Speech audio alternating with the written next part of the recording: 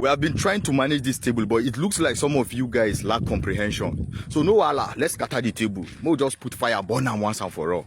This will be the last time I'll be addressing this issue by the grace of God. So because of this, I had to go back and read the Armed Forces Act from the beginning to the end.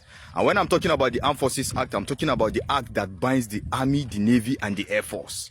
Now, the funny part is that even in the Armed Forces Act, it ordered military men to respect civil authority. I'm telling you, look, you have a smartphone. Go and download the Armed Forces Act and read it. In fact, it even went further to stipulate punishment for disobedience of civil authority.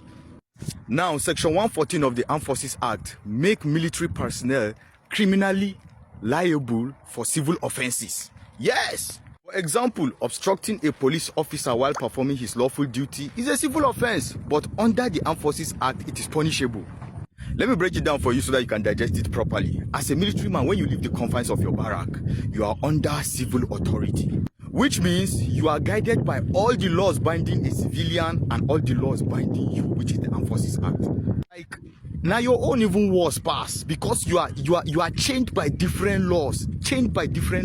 Now, bringing it back to the altercation between the lieutenant, the minister, and the policeman, as at that point in time, the police remain the highest authority standing on that holy ground. Irrespective of rank and position, the policemen are supposed to call the minister and the lieutenant to order, because at that point you have been activated by the Constitution and you have been activated by civil authority. So in that regard, the military man has no right whatsoever to shut you down. He has no right, because at that point in time you are a civil authority and you carry the weight of the Constitution on your shoulders.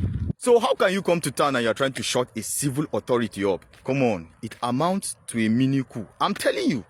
You know, what really pains me is that 80% of policemen don't know their rights, they don't know their privileges, and they don't know the power they carry in a democratic setting. How many of you guys, the policemen out there, know that under the Armed Forces Act, a soldier can be charged for screening of an offender? When a policeman goes to arrest a criminal or a suspect and then a soldier steps in and stops the arrest, under the Armed Forces Act, he's criminally liable.